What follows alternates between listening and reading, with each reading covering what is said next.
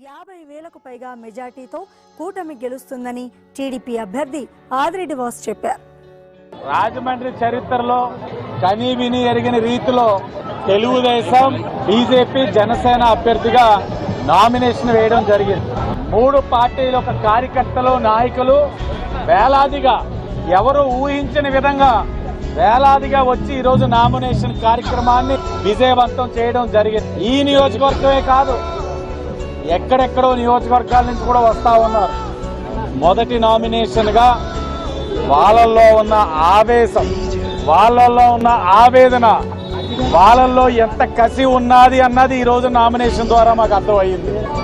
కేవలం నామినేషన్కి ఎలా ఉందంటే రాసి పెట్టుకోండి, వైఎస్ఆర్సీపీ పార్టీ వాళ్ళకి చెప్తా ఉన్నాం, 50,000 పై మెజారిటీ ఈ నియోజకవర్గంలో రాబోతా ఉంది.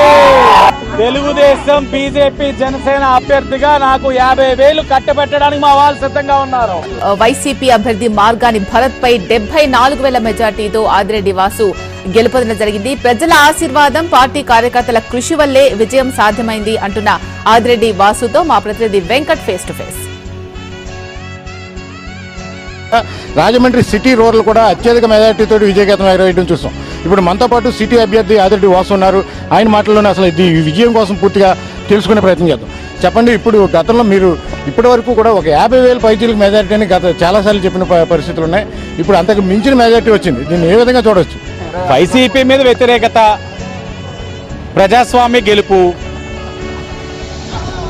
నాయకత్వ సమిష్టి కృషి, టీడీపీ, బీజేపీ, జనసేన నాయకులు, కార్యకర్తల యొక్క సమిష్టి కృషి, ప్రజలు మా కుటుంబం పైన ఉన్న విశ్వాసం, ఇది చాలా అరుదైన సంఘటన.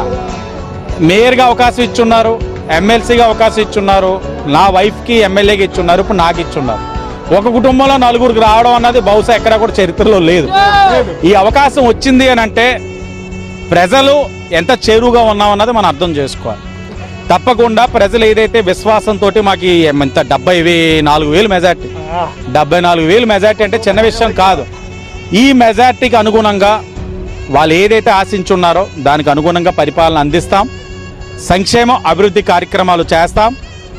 రెడ్ బుక్ని మర్చిపోయేది లేదు. ఆ రెడ్ బుక్ కార్యక్రమాన్ని లోకేష్ గారు తీసుకుంటారు. అభివృద్ధి, సంక్షేమం నెగ్గిన అభ్యర్థులుగా మేము తీసుకుంటాం. అవకాశం మేరకు ఆ పరిపాలన కూడా మా వాళ్ళకి అప్పచెప్పి రెడ్ బుక్లోని పాత్ర పోషించమంటే నేను కూడా అక్కడికి వెళ్తాను.